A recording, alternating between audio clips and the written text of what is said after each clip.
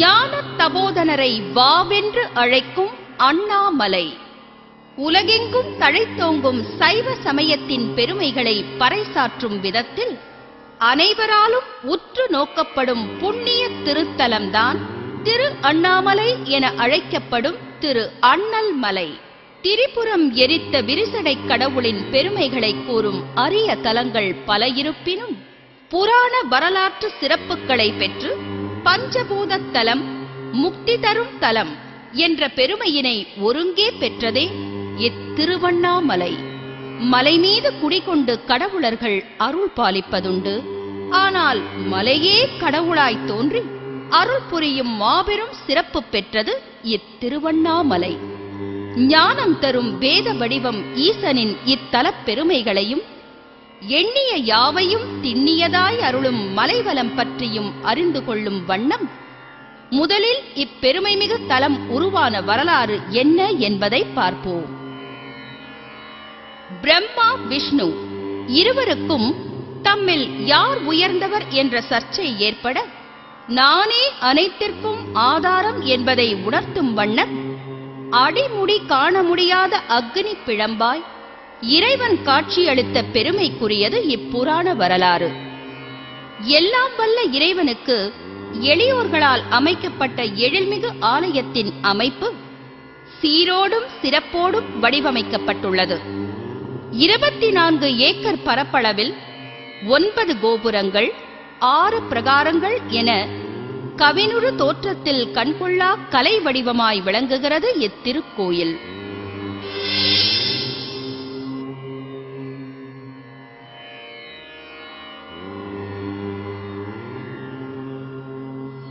ஆதவனையும் அணைக்கும் ஆண்டவர் என்பதாய் உயர்ந்து விளங்கும் இந்த ராஜகோபுரம் 11 நிலை கொண்டதாகவும் 217 அடிகள் உயரமுள்ளதாகவும் கலைக்கோயிலின் நுழைவாயிலாய் விளங்குகிறது.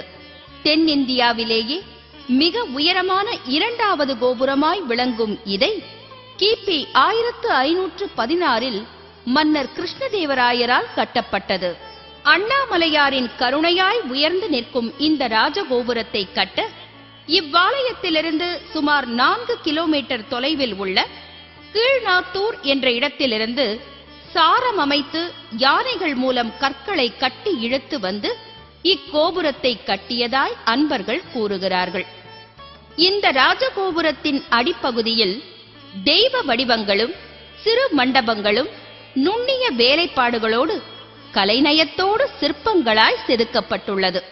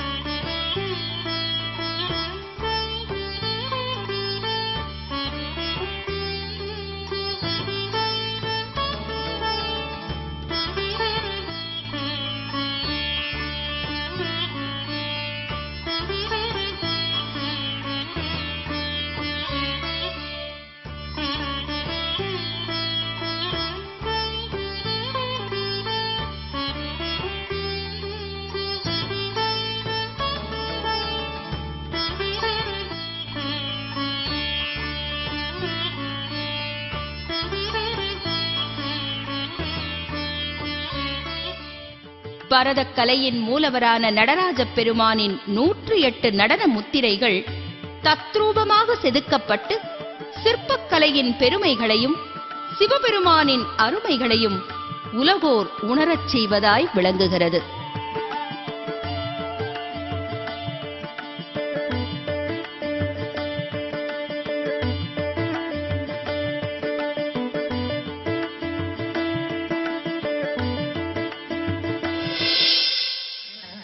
வளைகாப்பு மண்டபம் 13ஆம் நூற்றாண்டில் கட்டப்பட்ட இந்த மண்டபத்தில்தான் ஆண்டுதோறும் ஆனி மாதத்தில் உண்ணாமுலை அம்மனுக்கு வளைகாப்பு நடத்தப்படுகிறது.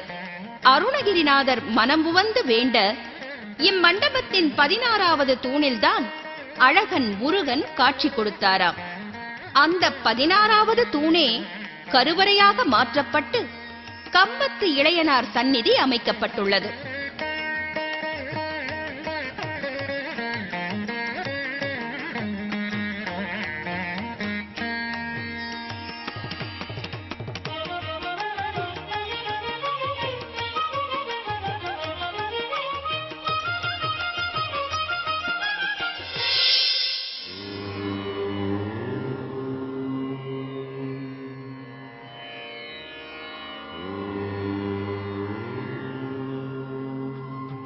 ஆன்மாவையும் உடலையும் தூய்மைப்படுத்தும் சிவகங்கை தீர்த்தம்.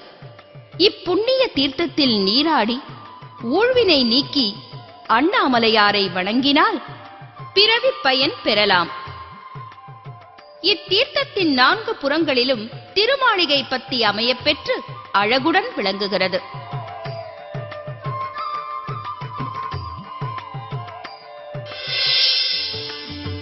இத்தீர்த்தத்தின் வடமேற்கில் அமைந்துள்ளது சர்வசித்தி விநாயகர் ஆலயம். கிருஷ்ணதேவராயர் காலத்தில் கட்டப்பட்ட இவ்வாலய கோபுரத்தில் புராண நிகழ்வுகள் சிற்பங்களாக வடிக்கப்பட்டு வண்ணமயமாய் காட்சி தருகிறது.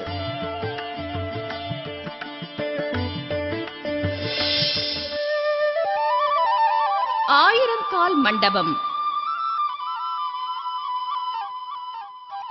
மன்னர் கிருஷ்ணதேவராயர் கனவில் இறைவன் தோன்றி தனக்கு 1000 கால் மண்டபம் அமைக்க வேண்டும் என்று கேட்டுக்கொண்டதால் இந்த இடத்திற்கு உரியவர்களாக கருதப்பட்ட 27 ஊர் மக்களை அழைத்து இதற்கு ஈடாக வேறொரு இடத்தை கொடுத்து இந்த இடத்தில் 1000 கால் மண்டபம் அமைத்ததாக வரலாறு.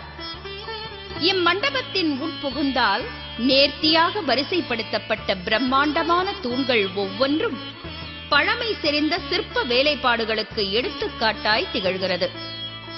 நம் கற்பனைக்கும் எட்டாத அற்புதங்கள், நுண்ணிய வேலைப்பாடுகளுடன் கூடிய சிற்பங்கள். 999 தூண்களும் கால்களாய் நிற்க 1000வது காலாக நடராஜ பெருமானின் கால் அமைந்து 1000 கால் மண்டபம் ஆனது என்பதே ஐதீகம். இம்மண்டபத்தின் ஒவ்வொரு தூண்களிலும் சற்றொப்ப 12 சிற்பங்கள் வடிக்கப்பட்டு சுமார் 12,000 சிற்பங்கள் அமைக்கப்பட்டுள்ளது பிரமிப்பை உண்டாக்குகிறது. இம்மண்டபத்தின் சிற்சபையில்தான் வருடத்திற்கு 2 முறை நடராஜர் தரிசனம் கொடுத்து அங்கே அர்ச்சனைகளும் ஆராதனைகளும் செய்யப்படுகின்றன. இவையெல்லாம் சிற்பியின் கைவண்ணமா அல்லது இறைவனின் அருட்சின்னமா என்ற பிரமிப்பை ஏற்படுத்துகின்றன. 1000 கால் மண்டபத்தின் இறுதி பகுதியில் பாதாளலிங்கம் அமைந்துள்ளது. தரைமட்டத்தில் கோபுரம் கட்டப்பட்டு படிகள் கீழ்நோக்கி இறங்க அங்கே அமைந்துள்ளது பாதாளலிங்கம். இந்த சந்நிதியில்தான் ஸ்ரீ ரமண மகரிஷி தம் 16வது வயதில் ஆனந்த நிஷ்டையில் அமர்ந்திருந்தாராம்.